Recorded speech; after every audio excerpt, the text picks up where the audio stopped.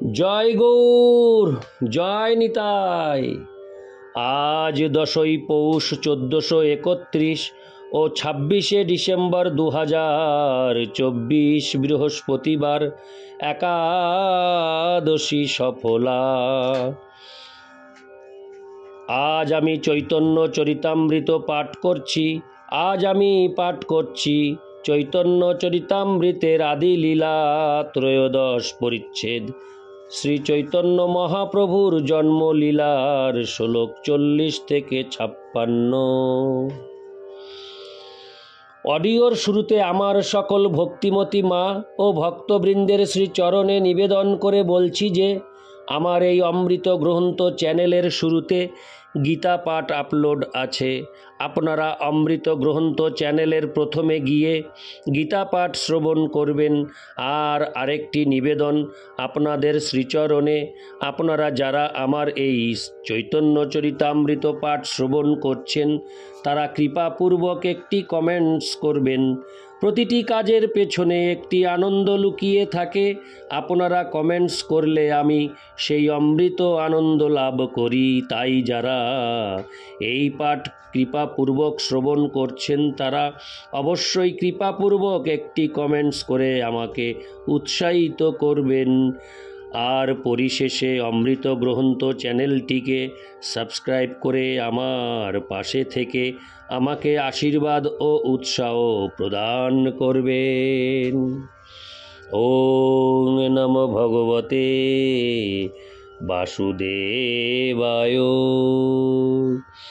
ওম নমো ভগবতে বাসুদেবায়। ওম নমো ভগবতে বাসুদেবায়। শ্লোক 40। রাত্রি দিবসে কৃষ্ণ বিরহ স্ফুরণ, উন্মাদের চেষ্টা করে প্রলাপ বচন। শ্লোকার্থ: দিন রাত শ্রী চৈতন্য মহাপ্রভু কৃষ্ণ বিরহ অনুভব করতেন। সেই বিপ্রলম্ভ ভাবের লক্ষণগুলি প্রকাশ করে তিনি উন্মাদের মতো কখনো কাঁদতেন, কখনো প্রলাপ বলতেন। হরে কৃষ্ণ। ইতি শ্লোক 40। শ্লোক 41। শ্রীরাধার প্রলাপ জয়ছে উদ্ভব দর্শনে, সেই মতো উন্মাদ প্রলাপ করে রাত্রি দিনে। শ্লোকার্থ: উদ্ভবকে দেখে শ্রীমতী রাধারানী যেমন প্রলাপ বলেছিলেন, শ্রী চৈতন্য মহাপ্রভুও তেমনি শ্রীমতী রাধারানীর ভাবে ভাবিত হয়ে রাত দিন উন্মাদের মতো প্রলাপ বলতেন। তাৎপর্য: বৃন্দাবনে উদ্ভবকে দেখে শ্রীমতী রাধারানী যেভাবে স্বগতোক্তি করেছিলেন, শ্রী চৈতন্য মহাপ্রভুও তেমন ভাবেই ভাবাবিষ্ট হয়ে প্রলাপ বকতেন। শ্রীকৃষ্ণের উপেক্ষা, ঈর্ষা ও উন্মাদনার ফলে অতিভূত হয়ে শ্রীমতী রাধারানী একটি ভ্রমরকে তিরস্কার করতে শুরু করেন। তখন তিনি ঠিক একজন উন্মাদিনীর মতো কথা বলেছিলেন। তার লীলার শেষ দিকে শ্রী চৈতন্য মহাপ্রভুও ভগবত প্রেমের এই সমস্ত লক্ষণগুলি প্রদর্শন করেছিলেন। এই সম্পর্কে আদি লীলার 4র্থ পরিচ্ছেদের 107 ও 108 শ্লোক দ্রষ্টব্য। ইতি শ্লোক 41। শ্লোক 42। বিদ্যাপতি জয়দেব চণ্ডীদাসের গীত আস্বাদেন রামানন্দ স্বরূপ সহিত। শ্লোকার্থ: বিদ্যাপতি জয়দেব ও চণ্ডীদাসের গ্রন্থাবলী শ্রী চৈতন্য মহাপ্রভু পাঠ করতেন এবং তার অন্তরঙ্গ পার্ষদ শ্রী রামানন্দ রায় স্বরূপ দামোদর গোস্বামীর সঙ্গে তাদের গীত আস্বাদন করতেন। তাৎপর্য: বিদ্যাপতি ছিলেন রাধাকৃষ্ণের লীলা বর্ণনাকারী বিখ্যাত কবি। তিনি ছিলেন মিথিলাবাসী ব্রাহ্মণ হিসেব করে দেখা গেছে যে রাজা শিবসিংহ ও রানী লছিমা দেবীর রাজত্বকালে অর্থাৎ চতুর্দশ শতাব্দীর প্রথম দিকে তিনি গীত রচনা করেন। শ্রী চৈতন্য মহাপ্রভুর আবির্ভাবের প্রায় 100 বছর পূর্বে তার জন্ম হয়েছিল। তার দ্বাদশ অধস্তন বংশধরেরা এখনও বেঁচে আছেন। তার রচিত কৃষ্ণ গীত সমূহ গভীর বিপ্রলম্ভভাবে পূর্ণ এবং শ্রী চৈতন্য মহাপ্রভু কৃষ্ণ বিরহে আবিষ্ট হয়ে সেই সমস্ত গীত আস্বাদন করেছিলেন।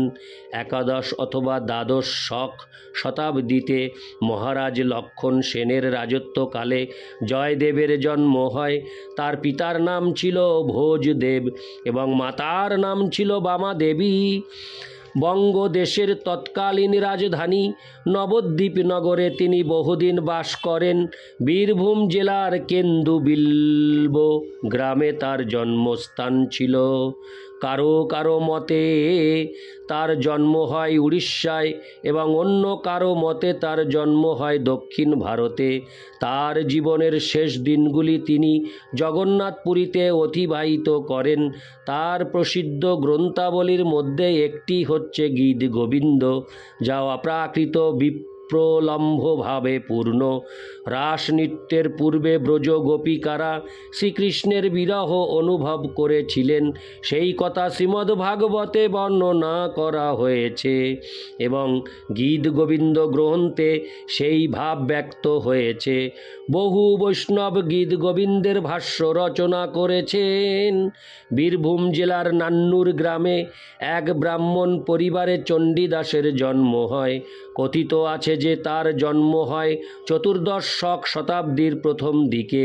সম্ভবত চণ্ডীদাস ও বিদ্যাপতির মধ্যে গভীর বন্ধুত্ব ছিল, কেননা তাদের লেখায় অপ্রাকৃত বিপ্রলম্ভরস প্রচুর ব্যক্ত হয়েছে। চণ্ডীদাস ও বিদ্যাপতি তাদের লেখায় যে ভাব বর্ণনা করেছেন, শ্রী চৈতন্য মহাপ্রভু সেই ভাব প্রদর্শন করেছেন। শ্রীমতী রাধারানীর ভাবে বিভাবিত হয়ে তিনি সেই সমস্ত রস আস্বাদন করেছেন এবং সেই লীলায় তার সঙ্গী ছিলেন শ্রী রামানন্দ রায় ও শ্রী স্বরূপ দামোদর গোস্বামী। শ্রী চৈতন্য মহাপ্রভুর এই দুজন অতি অন্তরঙ্গ পার্ষদ মহাপ্রভুকে শ্রীমতী রাধারানীর ভাবে বিভাবিত হয়ে অত্যন্ত সাহায্য করেন। এই সম্পর্কে শ্রীল ভক্তি সিদ্ধান্ত সরস্বতী ঠাকুর মন্তব্য করেছেন যে বিদ্যাপতি, চণ্ডীদাস ও জয়দেবের গ্রন্থাবলী থেকে শ্রী চৈতন্য মহাপ্রভু যে বিপ্রলম্ভ রস আস্বাদন করেছিলেন তাতে কেবল শ্রী রামানন্দ রায় ও স্বরূপ দামোদরের মতো পরমহংসদেরই অধিকার রয়েছে। শ্রী চৈতন্য মহাপ্রভুর লীলা অনুকরণ করে সাধারণ মানুষদের এই সমস্ত বিষয়ে আলোচনা করা উচিত নয়। ভগবদ ভক্তিবিহীন ইন্দ্রিয় তর্পণ পরায়ণ তথা কথিত শিক্ষিত মানুষদের এবং জড়জাগতিক কবিতার সমালোচক ছাত্রদের এই অতি উচ্চ স্তরের অপ্রাকৃত সাহিত্য পাঠ করা উচিত নয়। যে সমস্ত মানুষ ইন্দ্রিয় সুখ ভোগের প্রতি লালায়িত, তাদের রাগানুগা ভক্তির অনুকরণ করার চেষ্টা করা উচিত নয়। বিদ্যাপতি, চণ্ডীদাস ও জয়দেব তাদের কবিতায় পরমেশ্বর ভগবানের অপ্রাকৃত লীলা বিলাসের কথা বর্ণনা করেছেন। জড় বিষয়াসক্ত সমালোচকেরা বিদ্যাপতি, চণ্ডীদাস ও জয়দেবের গীত সমূহের যে আলোচনা করেন তার ফলে জনসাধারণ লম্পটে পরিণত হয় এবং জগতে ব্যভিচার ও নাস্তিকতা বৃদ্ধি পায়। রাধাকৃষ্ণের অপ্রাকৃত লীলা বিলাসকে প্রাকৃত নায়ক নায়িকার কাম ক্রীড়া বলে মনে করে ভুল করা উচিত নয়। নায়ক নায়িকার প্রাকৃত কাম ক্রীড়া অত্যন্ত জঘন্য। তাই যারা দেহাত্ম বুদ্ধিযুক্ত ও ইন্দ্রিয় তর্পণে রত তাদের ক্ষেত্রে রাধাকৃষ্ণের লীলার যে রকম হরে কৃষ্ণ তাদের ক্ষেত্রে রাধাকৃষ্ণের লীলার যে কোনো রকম আলোচনা সম্পূর্ণভাবে নিষিদ্ধ। ইতি শ্লোক 42। শ্লোক 43। কৃষ্ণের বিয়োগে যত প্রেম চেষ্টিত আস্বাদিয়া পূর্ণ কইল আপন বাঞ্ছিত। শ্লোকার্থ শ্রী চৈতন্য মহাপ্রভু শ্রীকৃষ্ণের বিরহ জনিত প্রেমরস আস্বাদন করলেন এবং এভাবেই তিনি তার মনোবাঞ্ছা পূর্ণ করলেন। তাৎপর্য শ্রী চৈতন্য চরিতামৃতের শুরুতে বলা হয়েছে যে শ্রী চৈতন্য মহাপ্রভু শ্রীকৃষ্ণের প্রতি রাধারানীর প্রেম আস্বাদন করার জন্য অবতীর্ণ হয়েছিলেন। তার প্রতি রাধারানীর প্রেমানুভূতি যে কেমন শ্রীকৃষ্ণও পূর্ণ রূপে তা বুঝতে পারেননি। তাই তিনি রাধারানীর ভাব অবলম্বন করে সেই অনুভূতি আস্বাদন করতে চেয়েছিলেন। শ্রী চৈতন্য মহাপ্রভু হচ্ছেন রাধারানীর ভাব সমন্বিত শ্রীকৃষ্ণ, পক্ষান্তরে তিনি হচ্ছেন রাধা কৃষ্ণের মিলিত প্রকাশ। তাই বলা হয়েছে শ্রীকৃষ্ণ চৈতন্য রাধা কৃষ্ণ নহে অন্য। কেবল শ্রী চৈতন্য মহাপ্রভুকে আরাধনা করার মাধ্যমে রাধারানী ও কৃষ্ণের প্রেম আস্বাদন করা যায়। তাই সরাসরি ভাবে রাধা কৃষ্ণকে জানার চেষ্টা না করে শ্রী চৈতন্য মহাপ্রভু এবং তার ভক্তদের মাধ্যমে তাদের জানতে হয়। শিল নরোত্তম দাস ঠাকুর তাই গেয়েছেন রূপ রঘুনাথ হরে কৃষ্ণ রূপ রঘুনাথ পদে হইবে আকুতি কবে হাম বুঝব যে যুগল পীরিতি।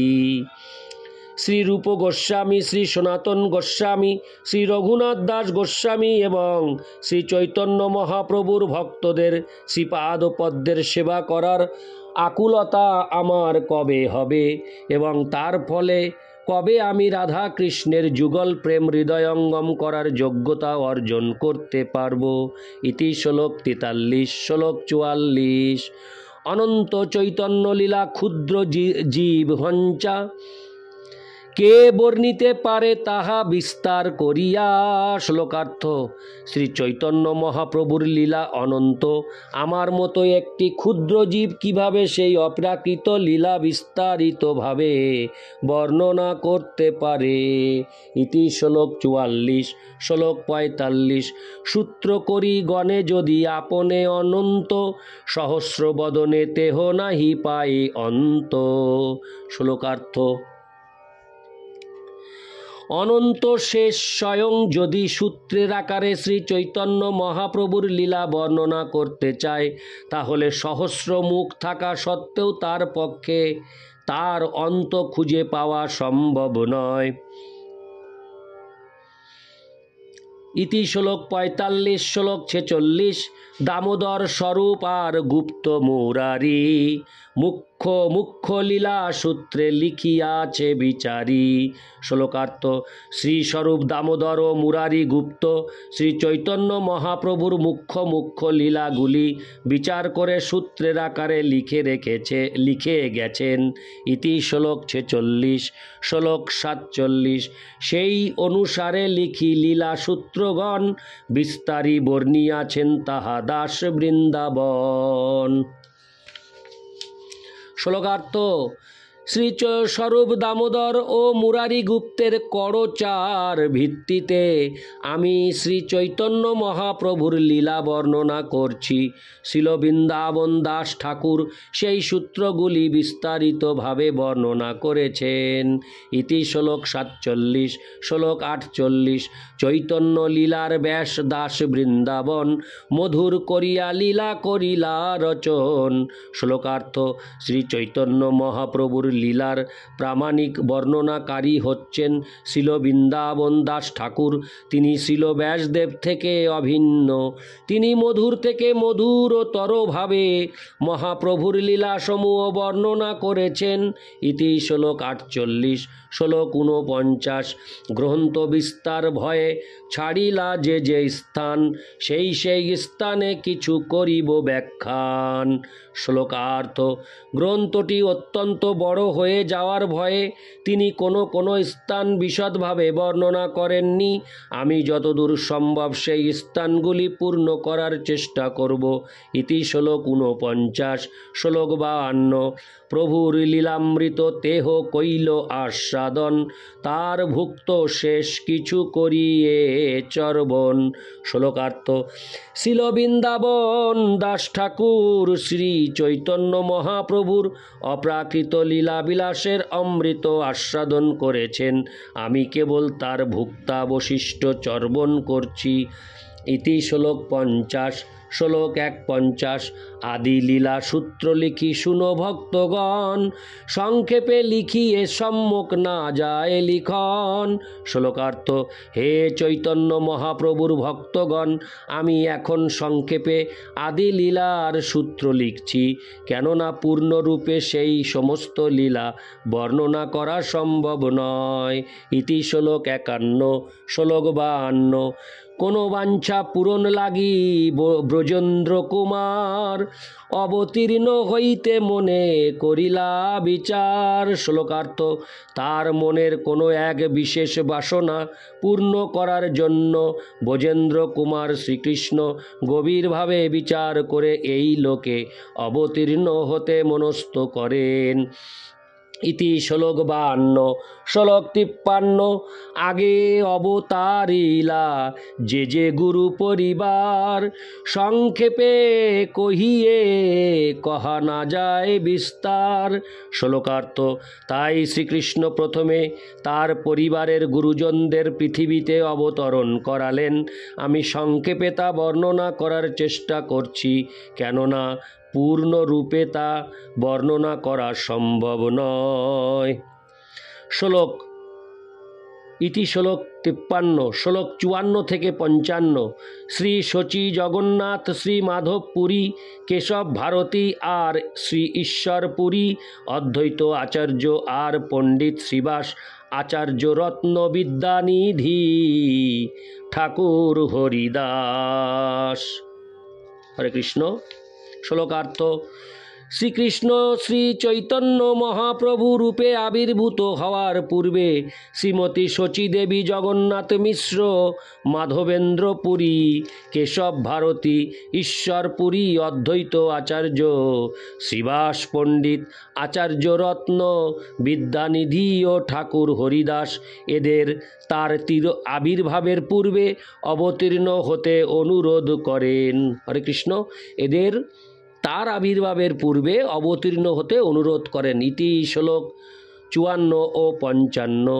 শ্লোক 56। শ্রীহট্ট নিবাসী শ্রী উপেন্দ্র মিশ্র নাম, বৈষ্ণব পণ্ডিত ধনী সদ্গুণ প্রধান। শ্লোকার্থ: শ্রী উপেন্দ্র মিশ্র শ্রীহট্ট জেলার অধিবাসী ছিলেন। তিনি ছিলেন শ্রী বিষ্ণুর মহান ভক্ত, পণ্ডিত, ধনী এবং সমস্ত সদ্গুণের আধার। তাৎপর্য: গৌর গণোদ্দেশ দীপিকায় 35 বর্ণনা করা হয়েছে যে উপেন্দ্র মিশ্র ছিলেন পর্জন্য নামক গোপাল, যিনি কৃষ্ণ লীলায় শ্রীকৃষ্ণের পিতামহ। তিনি উপেন্দ্র মিশ্র রূপে শ্রীহট্ট জেলার ঢাকা দক্ষিণ গ্রামে আবির্ভূত হন। তার 7টি পুত্র ছিল।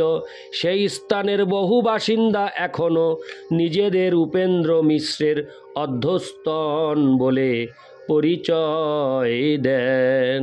ইতি শ্লোক 56। ওং নমো ভগবতে বাসুদেবায়। ওং নমো ভগবতে বাসুদেবায়। ওং নমো ভগবতে বাসুদেবায়। জয় গৌর, জয় নিতাই।